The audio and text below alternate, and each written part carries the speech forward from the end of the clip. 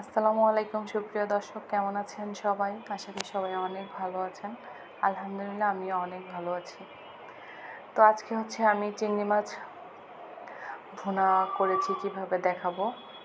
আর আমি এই চিংড়ি মাছগুলো কিভাবে পরিষ্কার করে নিয়েছি সেটা এর আগের ভিডিওতে আমি দেখিয়ে দিয়েছি। আপনারা যদি দেখতে চান আগের ভিডিও থেকে দেখে আসবেন।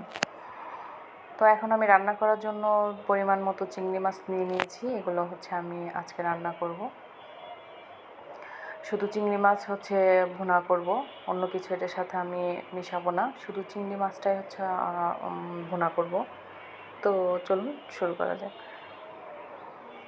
তো আমি কড়াইতে আপনার মশলা সব কিছু দিয়ে কিন্তু আমি আগেই কষিয়ে নিয়েছি। সেটা আমি ক্যামেরাতে দেখাতে পারিনি, খুব তাড়াহুড়ো ছিল তার জন্য। তো যাই হোক, আমি এখান থেকে ভিডিওটা নিচ্ছি। দেখুন, মশলাগুলো কষানোর পরে কিন্তু চিংড়ি মাছগুলো আমি এখানে দিয়ে নাড়াচাড়া করে নিচ্ছি। এখানে পেঁয়াজ, রসুন, জিরা এগুলো বাটা দিয়েছি, কিন্তু এর আগে আবার কিছুটা জিরা দিয়েছি, মরিচ এখানে আমি দেখুন দিয়ে নিয়েছি। এখানে এভাবে করে আমি একটু ভেজে নিয়েছি চিংড়িগুলো। কিছুক্ষণ সময় নিয়ে চিংড়ি মাছগুলো কিন্তু ভেজে নিয়েছি, মশলার সাথে যেন সুন্দরভাবে এগুলো মিশে যায়, মশলাগুলো যেন চিংড়ির গায়ে গায়ে লেগে যায়, তার জন্য কিন্তু বেশ কিছুক্ষণ এটাকে ভাজতে হবে। তারপরে দেখুন আমি এখানে পানি অ্যাড করে দিচ্ছি ঝোলের জন্য। এখানে যেহেতু শুধু ভুনা করব, তো একটু ঝোল রাখতে হবে। এখানে বেশি ঝোল রাখবো না, সামান্য ঝোল রাখবো। তো এখানে আমি চিংড়ি মাছটা দেখুন ঝোল দিয়ে ঢেকে দিয়েছিলাম। তারপর দেখুন এই পর্যায়ে চলে আসছে।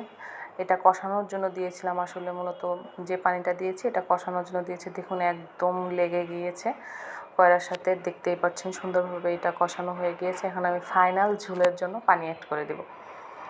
তো যখন দেখবেন আপনি একদম চিংড়িগুলো মানে পানিটা সম্পূর্ণ খেয়ে নিয়েছে এবং কি সুন্দরভাবে এটা কষানো হয়ে গেছে, তখন আপনি ফাইনাল ঝোলের জন্য পানি অ্যাড করে দিবেন। দেখুন আমি পরিমাণ মতো পানি অ্যাড করে দিচ্ছি, এটুকু হলেই আমার হয়ে যাবে।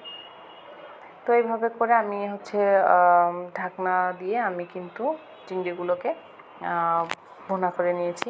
তো দেখুন আমি এখন একটা প্লেটে আমি নিয়ে দেখাচ্ছি কেমন হয়েছে। এই দেখুন আমি সবগুলো এখানে নিয়ে নিয়েছি প্রায়।